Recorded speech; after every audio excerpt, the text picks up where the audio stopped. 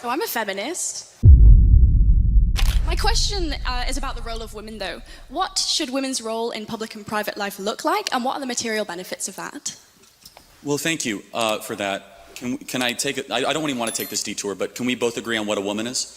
Yes. An adult human female, it's a biological state of being that is also socially experienced. Can I please elucidate just one example of that social experience? Yeah, I was going to answer your question, but sure, go ahead. Yeah, okay. So let's say you're a member of a tribe, and that in that tribe, you have the biological female anatomy, and in order to become a woman in that tribe, you have to also get a tattoo. That's a social experience that's mapped onto biological reality.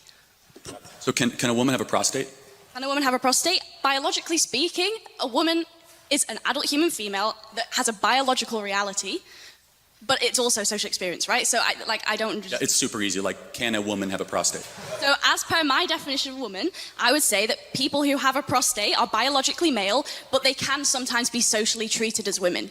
Okay, got it. So women can have prostates. Got it. Okay.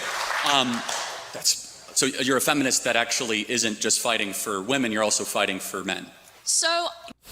This kind of like weird shit doesn't usually work with, I might over stereotype, but generally British feminists hate trans women, okay? So this whole weird like ultra woke trans thing doesn't usually map onto the British feminists much, but you're just saying. Yes, yeah, men also experience harms from patriarchy, but I argue... We're talking about the same feminism though, just make sure. Yeah, sure, go ahead. So men also experience harm from patriarchal domination, but I would argue that those harms come from that system of domination itself. In the same way, for example, this isn't a threat, but if I reached across and punched you in the face, then my hand might hurt.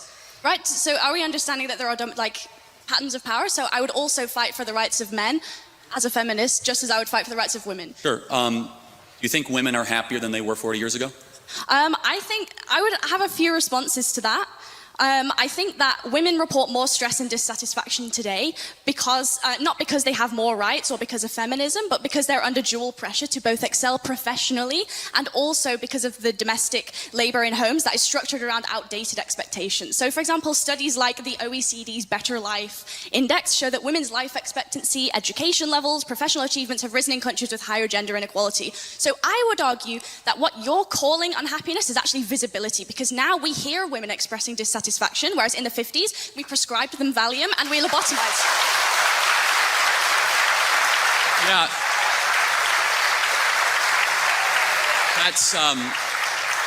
That's really rich. I didn't know women not to complain 50 years ago. That's funny. Bruh, how old was this guy? What a retarded retort. Good one. We've always been... No, hold on a second. Why are suicide rates going up more for women? I think that encourages... Forget complaining. Materially, women are killing themselves more. Why is that? I think that even if both men and women have become unhappier, men's suicide rates have risen as well, and that's also been exponential. Can you at least concede that feminism offers only one potential explanation? There could be also other explanations. Of course, obviously, but feminism is the glaring thing in front of us where we have fertility rates down, we have marriage rates down, we have unhappiness up, and we did something in the 1960s out of the universities of Brady Friedan and Gloria Steinem and all these feminists that basically said, you're trapped in a home, go get a job, freeze your eggs, take birth control, and all of a sudden women are way unhappier than they were 40 years ago. All of a sudden. I just have to ask the question, why is that? Is it working? And maybe there are biological differences between men and women that we should respect, and that deep down a lot of women want to get married and have children. In fact, we should applaud it and we should support it, and we should say it means nothing if you're gonna go be a CEO of some shoe company or be some banker in London. What matters if you raise children and you have something to pass down long after. Holy yap. I think I would bring 2 points to that. The first one is just really simple, which is that you can ascribe liberalism all you want as the cause of the unhappiness. I would argue something else. I would say that it's certain economic policy that has very little to do with the social acceptance of alternative lifestyles. I would say that we can recognize that income inequality across a vast swathe of Western countries has increased, which causes all kinds of social ills, a lack of social cohesion, housing price growth doesn't correspond with wage growth, monopolies increasingly become kind of emboldened to interfere with politics, and monopolies don't prioritize social health either. I think that those offer more compelling reasons for a decline in happiness than an increase in freedoms, because just one more thing, on an intuitive basis, generally speaking, people want more freedom, not less. Okay, so if that's true, why is it, do you agree that the happiest women of the West are married with kids? I would have to look into it, but I think there are certain and objectively we know that, right? The women with kids are not the ones tearing down statues, right? They're the ones that actually have obligations. Does tearing down statues correspond to some kind of smiles per capita data set that I wasn't aware of? Again, it's oh my God. Like, it's a little bit of a one-liner. I think you should, I think I would quit at that point. Just kidding. The happy and the grateful. The happy and the grateful usually don't go burn down Wendy's in their spare time, of which we saw in our country all throughout a single summer. But as a side note, you would agree, objectively, study after study, survey after survey, that the women of the West that are married and have children, especially a lot of children, are far happier than even the ones that earn more money correlated at the same age. So I also don't... There's a selection criteria here as well. The women of the West are the ones that chose to get married. So they should be happy, right? But the data set that we're looking at is a data set that includes women that could choose otherwise and chose not to get married. Who's to say that the women who are married would be happy if you force them to, right? There's a fuck, somebody emailed me this actually. There's a research name for this. It's DID. This stands for something. The way to differentiate your data here, disaggregate your data here. But. So I also don't think that happiness is a very good metric, and neither do you, because you think gay people shouldn't just pursue happiness by being gay. They have other moralistic considerations to be making. So I don't think smiles per capita is a particularly convincing way to measure whether or not we should encourage women to be autonomous. I think we should maximize agency within a fair system that has reasonable parameters because it's expedient, it's good for the economy, it's logical, it's the moral thing, because if we can't prove the material harms, we shouldn't discourage it. And also, self-reported studies is a really flawed way to do psychology. It's the week before my university exams right now, and I'm standing here explaining the basic methodology behind survey collection in sociology, which you don't even think is a real subject, to Charlie Kirk. If I took one of those surveys right now, I'd check extremely miserable. But so would a Palestinian child who's been torn to smithereens. How are we going to measure... You would say extremely miserable? No, I'm kind of making a joke. No, I mean, but seriously, like, but hold on. I mean, like, that's an important point, though, is that the women in the West have it the best in the world, and yet they're way unhappier than women of sub-Saharan Africa. There's something fundamentally wrong here. Oh, she's going to ask it. There's one, like, best challenge to that, and she'll get it. Because the women of sub-Saharan Africa have something that a lot of women in the West do not have. The women in the West have cats, and they have good jobs, and the women of sub-Saharan Africa, they have a belief in the divine, and they have kids. And maybe there's a biological undercurrent that is keeping a lot of women from realizing their full potential. And so without reading your phone and just, like, you know, connecting... I'm not really reading my phone. Well, it's fine. Sure, then you can answer without it. Fair enough. Would you agree that it's a good thing that more women get married and have children in the West? I would ask you, would you say that a sub-Saharan African woman who's experienced female genital mutilation and checks extremely happy in a survey, and I also would check extremely happy in a survey, who do you think would be objectively more happy, even if they both check the same answer? Okay, so yeah. I fully, if you want to talk about how Islam mistreats women, we could talk. What a horrible fucking pivot. One of the things I hate the most is conservatives that will lean in so hard on some of the flimsiest sociological data, like trying to survey people on happiness or contentedness. This is some of the hardest to measure stuff. And conservatives are the ultimate, I only believe in hard science, and I don't even believe in SSRIs or mind drugs. I think this is all fake, it's all bullshit. But they're like, but also, let me talk about the softest of all softest research, which is happiness research around the world through totally different groups of people. How are you going to lean in and try to make a compelling argument based solely on that data and not believe in any other part of the soft science realm of sociology, psychology, anything like that's so cringe. All day long. Like, I'm all for that. Me too. Okay, good. So we agree. Yeah, absolutely. We actually agree have on many things. And we should shut off Muslim immigration to the... Like, again, these are British feminists, okay? These people will be right alongside you, hating trans people and Muslims. Like, well, I don't know why. Yeah, it's because he's a fucking retard or was retarded. UK, right? We totally agree. I think that all religious fundamentalism is bad, and if you take that logic, we should also not allow evangelical Christians into the UK either. Hold on. So hold on a second. True. Hold on. That's funny. Hold on. Can you show me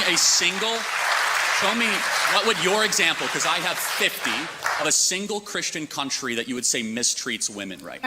Is it Somalia or Sudan? Isn't one of these like 50% Christian or whatever? Am I making this up? America. Oh, really? Oh, shit. Or we just do America, who just got rid of abortion rights. Base it. Of a single Christian... Or is it Uganda? It's one of them down there. ...country that you would say Ethiopia? mistreats women, right? America. Oh, really? Yes. We had a female woman vice president. We had a female vice president, a female speaker of the House. Women earn more than men in America. In Rwanda, female representation in government supersedes the UK by quite a lot. Did women get treated better in Rwanda?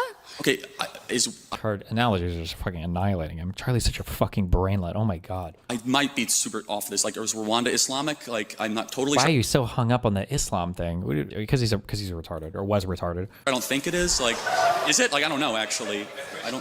It's not. So, again, we were just talking about Islam. It's a little bit of a side note, but you must be morally clear, because you brought up female genital mutilation, which is a teaching of the Islamic faith. But as a side note, like, again, this is very important, which is, I'm not here to require you to do anything or not. I'm making a simple observation, which is objectively true regardless. The women of the West are miserable, and they're miserable for a reason. because we've told them to suppress how they are made by God and pursue something else and get a bunch of trinkets and get a bunch of promotions, and they end up at 38 years old with a big flat in London, and they're miserable.